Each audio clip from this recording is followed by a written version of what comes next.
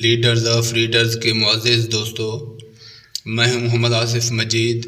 آپ تمام دیکھنے اور سننے والوں کو السلام علیکم۔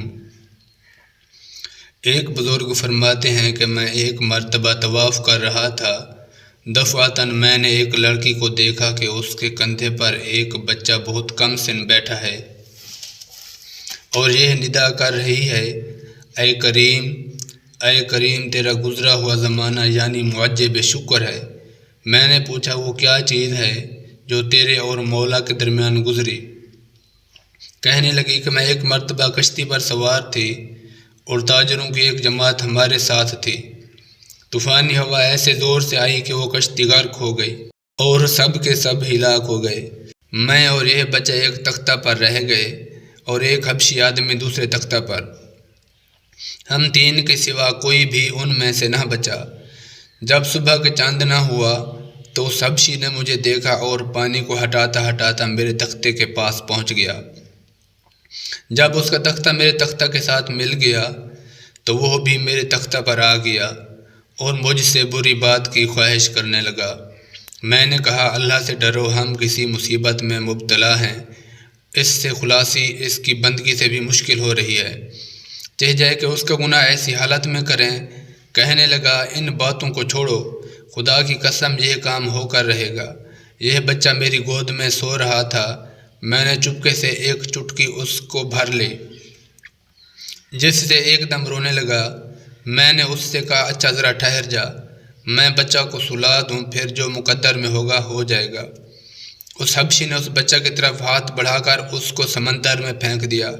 میں نے اللہ پاک سے کہا اے وہ پاک ذات جو آدمی کے اور اس کے دلی ارادہ میں بھی حائل ہو جاتی ہے، میرے اور اس حبشی کے درمیان تو ہی اپنی طاقت اور قدرت سے جدائی کر۔ بے تردد تو ہر چیز پر قادر ہے۔ خدا کی قسم میں ان الفاظ کو پورا بھی نہ کرنے پائی تھی کہ سمندر سے ایک بہت بڑے جانور نے منہ کھولے ہوئے سر نکالا اور اس حبشی کا ایک لقمہ بنا کر سمندر میں گھس گیا، اور مجھے اللہ جل شانہ نے محض اپنی طاقت اور قدرت سے اس حبشی سے بچایا، اور وہ ہر چیز پر قادر ہے، پاک ہے، اس کی بڑی شان ہے۔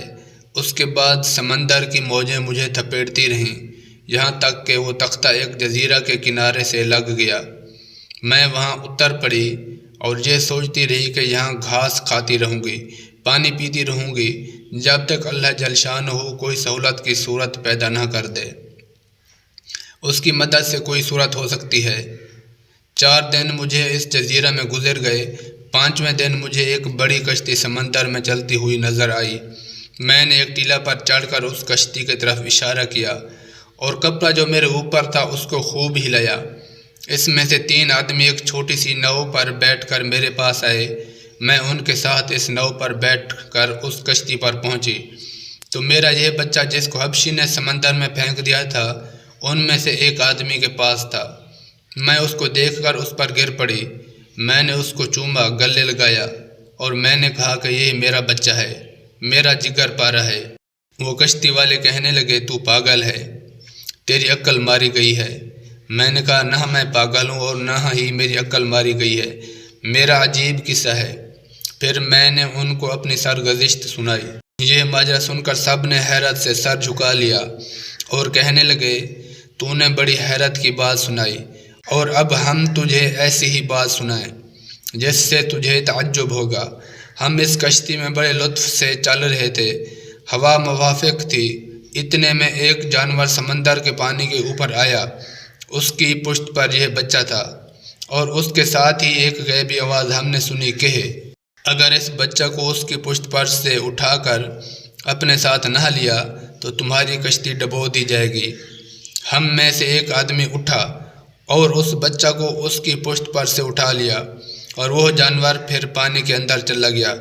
تیرا واقعہ اور یہ واقعہ دونوں بڑی حیرت کے ہیں، اور ہم سب عہد کرتے ہیں کہ آج کے بعد سے اللہ جل شانہ ہمیں کبھی کسی گناہ پر نہ دیکھے گا۔ اس کے بعد ان سب نے توبہ کی، اور وہ پاک ذات کتنی مہربان ہے، بندوں کے احوال کی خبر رکھنے والی ہے، بہترین احسانات کرنے والی ہے۔